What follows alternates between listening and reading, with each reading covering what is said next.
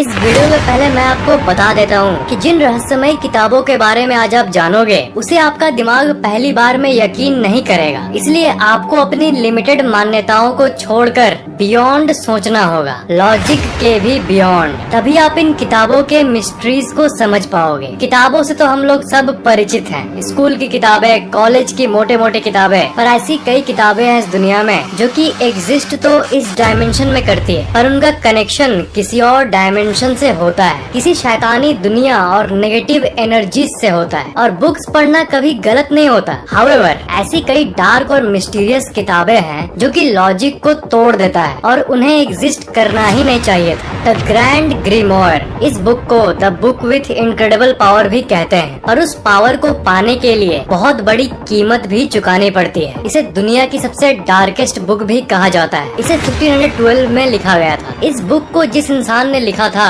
लोगों का मानना है कि वो डेविल यानी शैतान के कब्जे में था। और ये बुक इतना डेंजरस है कि रस्मों रिवाज को करके इस बुक को वेटिकन सिटी के एक बिल्डिंग में एक सीक्रेट वॉल्ट में लॉक करके रखा गया है। आपको तो पता ही होगा कि एनाबेला डॉल जो कि मूवी में ऐसी दिखती है पर रियल लाइफ में ऐसी, उस रियल लाइफ के डॉल को आज भी एक रूम के अंदर रखा गया है। तो इस बुक का भी कुछ ऐसा ही हाल है। शैतान और डेमन को कैसे कांटेक्ट करे, ऐसी ऐसी चीजें इस किताब में लिखी गई है। और ये भी माना गया है कि अगर कोई इस किताब को पूरा पढ़ ले तो इसका मतलब आपको अपना सोल यानी अपने आत्मा को डेविल को बेचना होगा। और यही वो मेन कारण है कि इसे वॉल्ट में बंद करने की नौबत आ गई है। द बुक ऑफ एब्रामेलिन, ये 15वीं सदी का एक किताब है जिसे 1900s में इंग्लिश लैंग्वेज में ट्रांसलेट किया गया और तब से इसे श्रापित माना जाता है। इस किताब को अब्राहम नाम का व्यक्ति लिखा था। अब्राहम इजिप्ट गया था और वहाँ एक जादूगर, एक मैजिशियन मिला इसे, और उसने इसे कई सीक्रेट मेथड्स ऑफ मैजिक बताया, इस दुनिया के बियॉन्ड के शैतानी शक्तियों के बारे में बताया। तो अब्राहम उन सारी नेगेटिव ज्ञान को, उन सारे रिचुअल्स को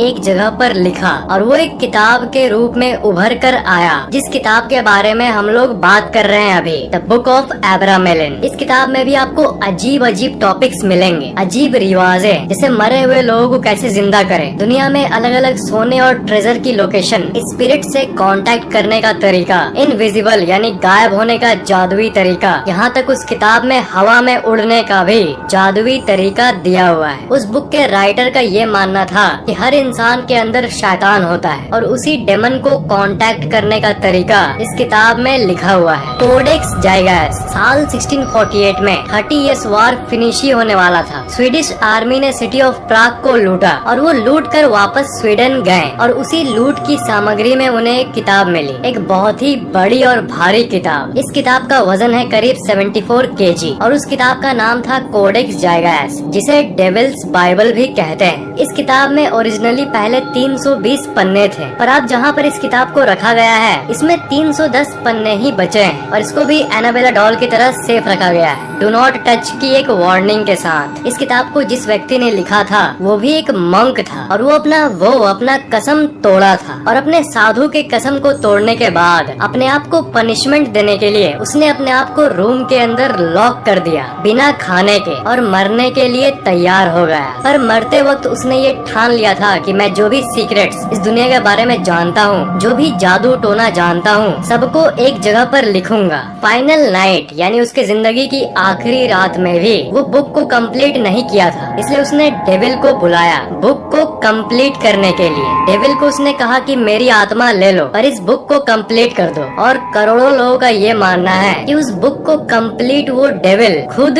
किया था और वही वो आखिरी 10 पेजेस थे जो कि डेविल के हाथों से खुद लिखा गया था। पर बाद में जाकर हुआ ये कि डेविल के हाथों से लिखी गई 10 पेजेस को किसी ने रिमूव करके चुरा लिया और वो सीक्रेट नॉलेज किसके पास है और वो उसका सही इस्तेमाल या गलत इस्तेमाल कर रहा है, ये बात किसी को नहीं पता। अभी रियल टाइम में भी कहीं न कहीं वो 10 पेजेस किसी न किसी के पास है, पर किसके पास है नो वन नोज। बुक और बात है। वीडियो को लाइक करना और सबके साथ खुलकर शेयर करना और नीचे कमेंट करना कि आपको सबसे इंटरेस्टिंग बात कौन सी लगी।